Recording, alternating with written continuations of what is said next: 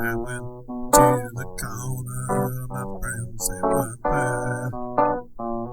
They said, hey man, you want your share? I turned around and walked away. I didn't want to live nowhere. Street corners with the finest of youth. Hey there, Douglas Scott McCarron again. So I'm about to reveal another part of my life. Also has big impact on movie making and the story making that we go through. You know, the various mythologies and ways of looking at the world and hallucinogenic beliefs about things. I use the word hallucinogenic because I'm going to talk about LSD right now. When I was a kid, I felt very dark and vindictive and unloved and unloving. And what was it? I was attending college in Europe, and there was one of our professors was a philosophy professor. I'd never taken a philosophy class before, but it was on linguistics and how it affects the way you think. So the professor walks in and says, "Study of linguistics." I'm not going to tell you his name because he eventually gives me LSD, and I'm not going to, talk about him. Of course, it was 40 years ago. Maybe he's dead by now. But walks in, puts down his book, says, I'm blah, blah, blah, blah, blah. This is the class. I only want people who are really interested. So if you're not really interested, leave, put your name on this piece of paper, and I'll give you a C and you'll get a credit. So, we're all kind of looking at each other, and about a third of the class gets up and signs this thing and leaves. And they all got C's. Man of his word. And then he sits down and he says, that's 5 minutes. And he sits down and starts describing, I believe it was an Austrian soldier, got captured during World War I, and he ended up in prison, and he started, he didn't have anything else to do besides sit in this hole, started thinking about language and how it dictates and influences the way we think. But we all have the language we speak. We assume that is the describer of life. It's the real thing. I live in the United States. We speak American English, which is not as flowery and in depth as the English that's spoke, say, in Great Britain, because they have more of a cultural background to it. But, we have past, present, future. There are languages that have like several more time tenses. Now, I as an American sit there and go, what the heck could that be? These countries that have several more time tenses, their speakers and thinkers think on a different level than the people in the United States do. I know very little Russian. People have this, especially in the West, have this historical assumption that Russians are kind of like dumb and Slavs and blah, blah, blah. And they have this nasty way of solving scientific problems. And a lot of them are actually fairly smart people. They can be kind of rough people. The ones I've known are fairly loudmouthed and and they like to drink and talk and be real loud. But you get into a philosophical discussion with them and it's like, oh, holy crap, I better not talk too much here. So, different cultures have different words, different ways of forming the understanding of what's going on. And that gives you your way of seeing the world, but it also limits your way of seeing the world. So he talks about this. This guy did this study. He talked about how the language built everything up, the flow of, from the Indus into Western Europe, and there's this construction of language. And apparently, Western language is somewhat associated to coming out of India. I don't know, I wasn't around when it happened. I just believe people told me this. The Arabs showed up. The Arabs' language is all very calligraphy, very beautiful to look at. Don't understand a word of it, but it looks very beautiful, and it apparently imparts things that just aren't even present in English. I know in Germany, like, for instance, the word "the glory of God" in English in America is just the glory of God. In Germany, the word is like this, for glory is just sort of like this pulsating, shining orb that breathes life. That's the word they use. The word in English in America doesn't have that. It's just the glory of God. But, we then take that and then we assign the meaning we have to the word, and then out of us comes all this feeling and emotion and belief. And we act like that's what's being talked about in the Bible and things like that. And it's just us projecting our internal thing. I'm not saying the Bible isn't real. I'm just saying when you read it and you make up all these stories about it, it's you projecting. I have people, they'll read the Old Testament and reference it to the United States and what we're doing to fulfill the prophecies of the Torah. I study theology. I don't recall the United States being mentioned in the Torah. But, people are worshiping themselves, not God. Anyway, so the guy goes through this whole thing. It's a 3-hour class. At the end of an hour and a half, he's explained how this guy did the whole thing. He's given everybody C's. He's explained how it all works with the culture, and then, the culture and defines everything. And then he sits down and says, okay, that's what I have to say. Now, this semester was 16 weeks long, 3 hours each week. And the guy just spent an hour and a half on it and defined the whole thing. What are we going to do for the next 15 weeks and hour and a half? And we're all just kind of like looking around at each other like, who the hell is this guy? And he says, well, that's it. What else do you want to talk about? And this one kid, he was a son of a naval officer. He says, are you for real? Are you joking? He says, oh man, I'm totally serious. This is my life. This is my life force. I spent an hour driving over here. I spent 10 hours getting prepared for this thing to explain it to you. That's my life force that was spent. This is the only life I've got. I mean this absolutely, totally. Do you? And we're all kind of looking at each other and I'm like, oh, cool. Maybe somebody's going to talk to us honestly for once in college.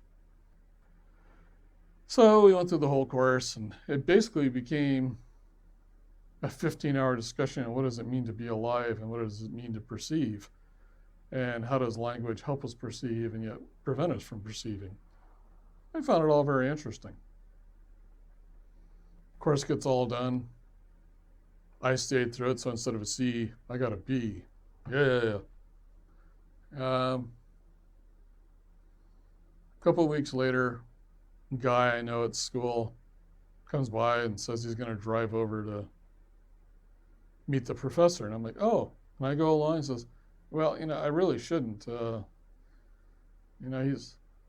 my friend was kind of staying alive by dealing drugs. He's like, well, I shouldn't. It might cause troubles. I'm like, what do you mean? He says, well, he's kind of my supplier.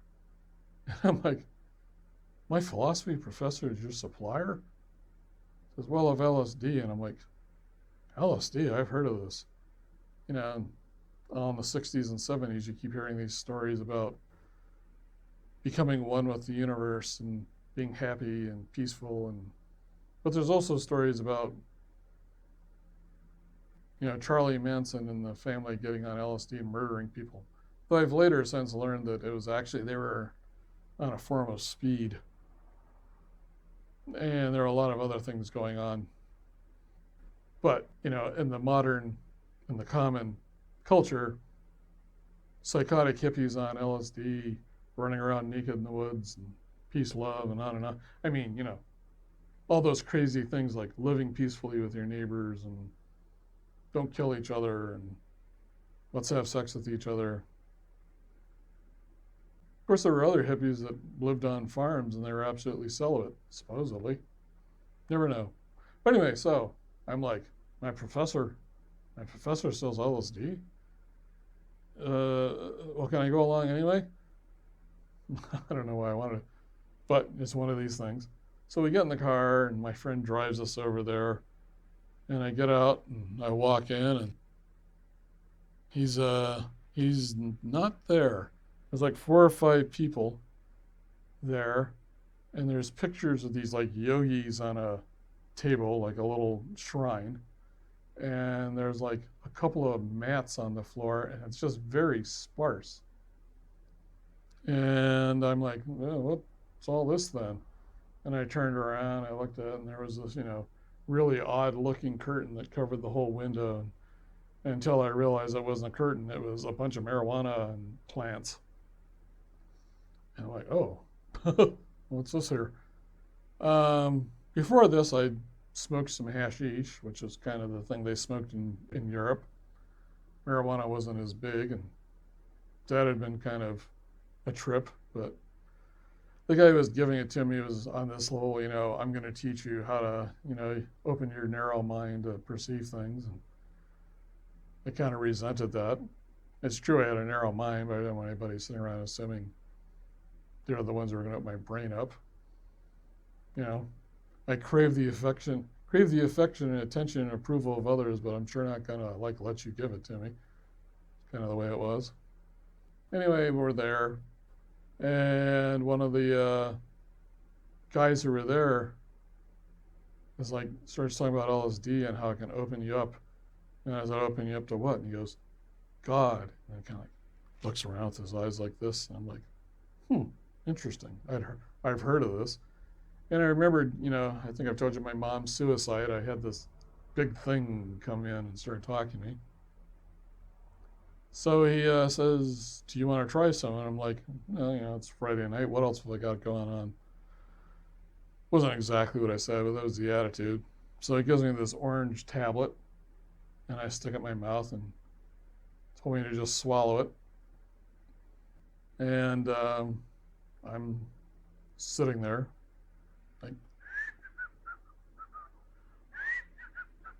and then the philosophy professor comes back. And we start talking, and I'm like, who were these weirdos in the photos? And the yogis, and he tells me who they are. And it was a particular religious group, and they were followers of it. So they said, I've actually met this group, and I don't recall them being big on people taking LSD. I think probably what happened is a bunch of people took LSD, and then they read the books. And they're like, oh, yeah, we agree with this. But anyway, they're doing this religious thing. So I take this LSD, and I'm starting to just... The thing about LSD is it takes about an hour to take off.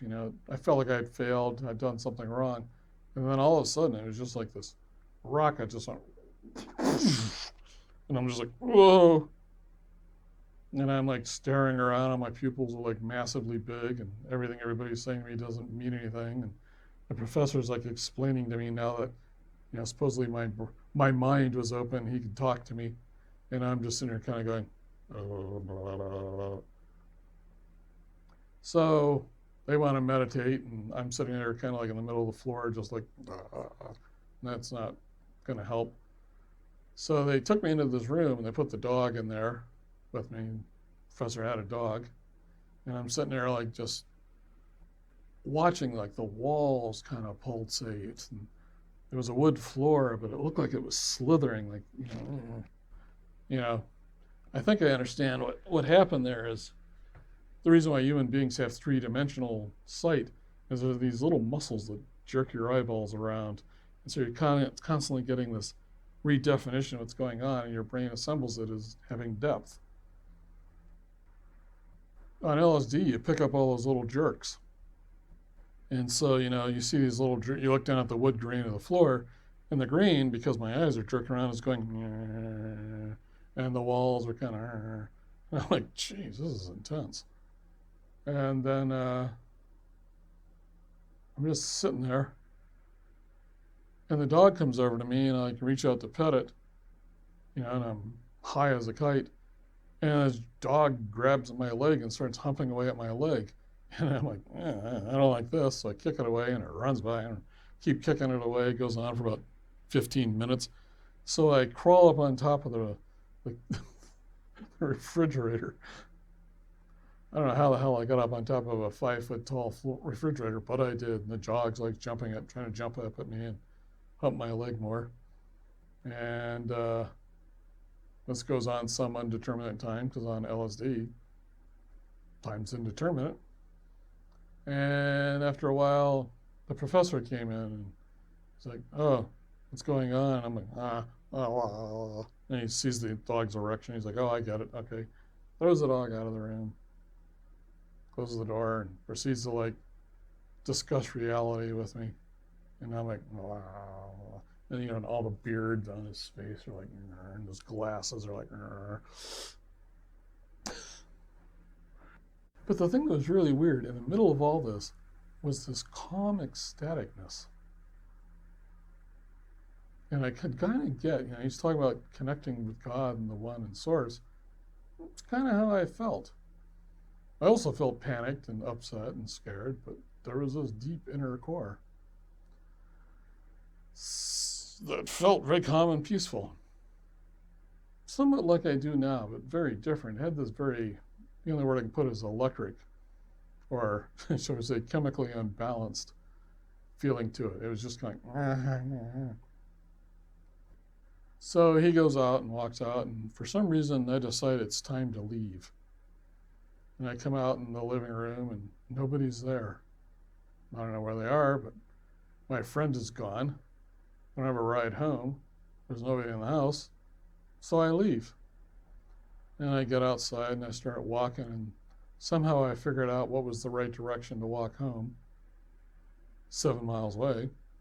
So I start walking along, checking out the unity of the universe, and looking at the lay of the land, and hearing growling animals everywhere. Who knows what's going on, if any of this is really happening. Car comes out of the village where I lived, and you can see the headlights going back and forth in the sky as it's going along these corners. And all of a sudden it comes around the corner, and all these headlights hit my eyes, and I'm like, ah! And I fall down and into the side of the road, into the drain thing. And then I feel something crawling on my leg, and I get up and I start beating the tar out of it. And yet I thought it was all really funny. So I keep walking home, and in a matter of minutes or hours, seeing as it was several miles, but to me it was a few minutes, I get back to the village, and I stop, and the whole world is like, and I look down, and I'm standing on the weight scale. There's this place where they would weigh trucks that were in transit, and it's kind of floating around like, oh, okay. So I have an explanation, because it's important to have an explanation. And I walk home, and I crawl in bed, and I stare at the ceiling until not the morning, but the morning after that. But Sunday, so I didn't miss any class. And that was my introduction to LSD. I probably did it, I know I did it over 100 times over the course of about 10 years. I can go on and on with all these stories, but eventually I just kind of got to the point where, okay, well, I have this ecstasy and it's all happy and everything, but that doesn't seem to be doing anything new. Nothing new happened. I did seem to be getting more and more detached from being a normal human, which was good and bad, because I was getting detached from my internal story. I actually had the experience of stuff that was not of my thoughts. It was like very quiet. There's one time I stared up at the sky and all the stars, and it felt like something in me jumped up into the heavens, and you just felt this eternal flow of endlessness. But after a while, I kind of went, well, all I'm really doing now is burning my nerve endings or something. And I decided to stop. I did it a couple more times a few years later, at which point I felt very nauseous taking it. Literally, the last time I took it, somebody put a tab in my hand, and my body just went, "Bleh," like threw it away. Because, like, apparently the LSD is water soluble. It hit the sweat in my hand, and it went into my pores, and my body, this is the way I understood it, instantly recognized what it was and went, "Bleh." So it gave me a lot of. I had a friend say this once, and I think it's really true. It gave me a lot of spiritual experiences, but I don't know that it actually gave me any spiritual insight. It let me build a different story, a different way of understanding the story that was going on. But it didn't really like change anything, because I still had the same basic understanding, still the same belief that there was something that needed to be fixed, something to be understood. And again, I've said this in other places. I think that's kind of how the cocoon keeps you ensnared in it. It keeps convincing you that if you have the right explanation, then something dramatic will happen. But all that happens is you keep getting more explanations. And they're all happening in this personality that isn't you, in this name that isn't you, which just keeps you bound to that thing too. So, I don't know how good it was for me. The one thing I do know is I was dark and miserable and vindictive and self-loathing. And on LSD, I felt ecstatic and peaceful and loved. And I think that probably saved me, because I didn't know how to get there, but this chemical showed me it was in me. And that's probably why I took it so many times, is I kept trying to get back to that feeling. But for a permanent change, who knows? I've done all these things, so who knows how this would have worked. But therapy, landmark forum, all these things, meditation, they actually produced the pathway of getting out of feeling unloved and unwanted and all the stuff that had always run my life. So I don't know that, I can't say that I'm mad or sad that I took it, but outside of providing me the awareness that it was possible to actually feel loved and to love, I'm not really sure that it had any great insight for me. A lot of spiritual sort of type experiences, all sorts of fantastic hallucinatory stuff going on, but as far as actually really changing me, I think you need to be straight to do that. Besides, taking drugs to kind of blast you out of your normal way of looking at things operates on the theory that the normal way of looking at things is the right way. It was like I was trying to have my own personal therapy session with myself without actually really changing. It wasn't until I dealt with being dark and miserable and needing external validation and being able to handle rejection and not get all upset about how much I sucked. It wasn't until all that got handled that I really started changing. And that didn't come out of LSD. The thing about the pillars of intents and the way I visualize things, that may have come out of LSD. I don't know. I've actually described that pillar of intent to a couple of people, and they're like, They don't see it quite that way, but they recognize it. Anyway, if you're taking a bunch of drugs or drinking a lot of alcohol and self-medicating, I highly encourage you to stop that. First off, you'll save a bunch of money. Stop smoking, stop drinking, stop drugging. It sounds like, bad boy, don't do that. But, that kind of came out for me at least. people wagging their finger at me, you're wrong, I'm right, I'm going to do it my way, you're not going to tell me what to do. Again, that's all child and teenager sort of mindset. And unless you take that on, nothing changes.